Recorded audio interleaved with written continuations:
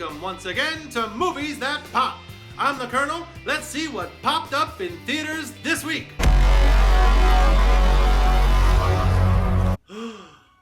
Oh man, does that look hairy. Today we're looking at Everest, the true story of a disastrous attempt to climb the world's tallest peak in 1996. Now, it's tempting to call this a well-made adventure story or survival drama and just leave it at that, but the truth is, a lot less people survive than you think. And the overall approach of this film and the way it shies away from providing a pat resolution or catharsis really means you end up with something less and something more than you might have been expecting. For example, you would expect that this film was heavy in special effects and thus cost a lot of money, right? But it only cost $55 million to make. You'd also expect that you'd have your hand held as one character in particular or a narrator explains everything for you in detail, like the various mistakes or twists of fate that led to this tragedy. You'd be wrong there too. You'd expect that the characters would be given distinct traits to tell them apart or emotional character arcs. Nope, no time for that.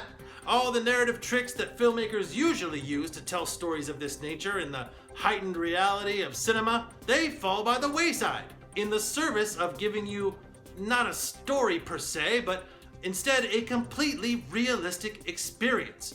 You are there, walking beside the utterly doomed. You are there at base camp drinking hot cocoa and growing a beard. You are there in the confusion of a snowstorm. And yes, for the briefest of moments, you are there, standing at the very top of the world, with no guarantee that you'll even make it back down. For 121 teeth-chattering, scrotum-crunching minutes, Everest will put you right in the middle of a completely believable nightmare, gasping for breath, right along with the characters.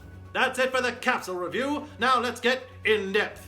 It's fitting that one of Everest's writers also wrote 127 Hours, the Danny Boyle film about a hiker who gets trapped by a boulder in a canyon and he must escape by, I don't want to tell you how he escapes, but it's gross and that's a topic for another day. But in that film, James Franco gets trapped by a boulder, but he doesn't really panic right away. It's only over the course of the movie that dread creeps in and the truly dire nature of the situation becomes clear.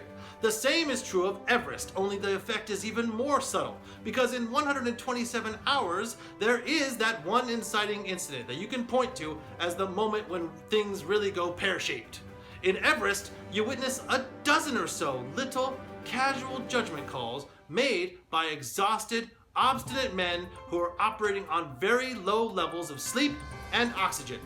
You follow along like a fly on the wall as this group of characters inevitably march or limp or stagger right to their doom. And it is completely believable. A lesser movie would play up the drama with each decision, invent conflict or debate between the characters and have them yell things like, "No, we've got to turn back! No, I won't be left! No, we got to do, ah!" There's none of that. And part of it is because you always read that in situations like this, it's important not to panic.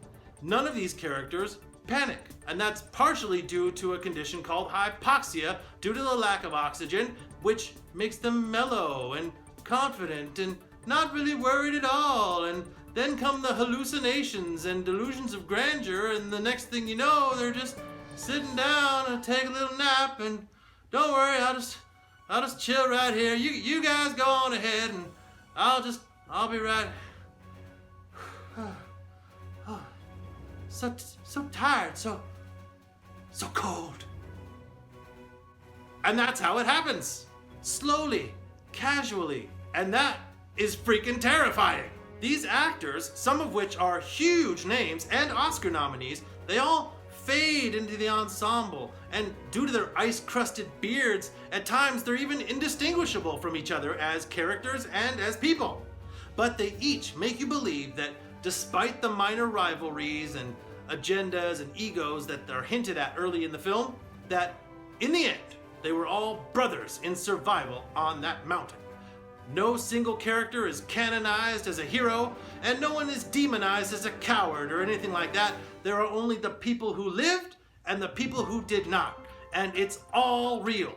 Now, for a major motion picture with IMAX-sized spectacle, everything is presented so matter-of-factly, so subtly, that the effect is really, really scary. You get the feeling that you're watching it unfold as it actually happened. It gets to the point where major characters, and again, some of them are played by Oscar nominees and big stars, they die suddenly and without fanfare. You just see them struggling, and they're there 1 minute, and then they're gone. Because it would have happened just like that. As an example, one character stops to take a rest. He can't see, and he's not even worried at all. And he stops and he tells the others to go on ahead and he'll catch up. His companions tell him, hey, just sit right here. If you don't feel better in a half hour, just go back down the mountain. Now the next time you see that character, he's still sitting there and he's freezing to death. Now, why didn't he move? Why didn't he keep to his word? Why is this character going to die? You may ask this question in any other movie, but in this movie, you have followed these people, you have seen their physical and mental deterioration, and you realize that they simply didn't realize how screwed they were until it was too late. There's a logjam of people at a crucial point on the mountain. Nobody seems that concerned. Some people miss their 2 o'clock cutoff time, the time by which they can't go any further and they must descend if they want to reach base camp by nightfall. But they decide to go on anyway. After all, the summit's not that much farther, and I may never make it back here to Nepal. Nobody on screen seems that worried about their decision, like it's no big deal, so we don't feel like it's a very big deal as an audience, until all of a sudden, it ends up being a very, very big deal. I am so used to movies like this being roller coasters with ratcheted up tension and character development and big set pieces. This movie starts slow, perhaps even too slow. And it takes its time establishing a sense of place and just gradually builds, not to a suspenseful climax, but rather to an overwhelming sense of horror and awe at the power of nature. This movie threw me off with its rhythms so much, I must warn you that it's not quite the movie you're expecting. But in that spirit, I sort of applaud it and recommend it highly. I give Everest an extra large bag of popcorn. And I recommend that you see it in IMAX 3D and the biggest, boomiest sound system available to fully appreciate its majesty. You will stagger out of the theater, relieved, exhausted, and overall just grateful for the fact that you can stagger anywhere. That does it for Movies That Pop. Stay tuned for more reviews of the new fall movies. They're coming at you fast and furious. Don't forget to subscribe so you'll never miss one of our reviews. Click the thumbs up if you liked what you saw. And in the meantime, thanks for watching. I'm the Kernel, and I'm just gonna sit down and take a... No, you go on ahead. I'm just gonna rest here. So tired, so cold.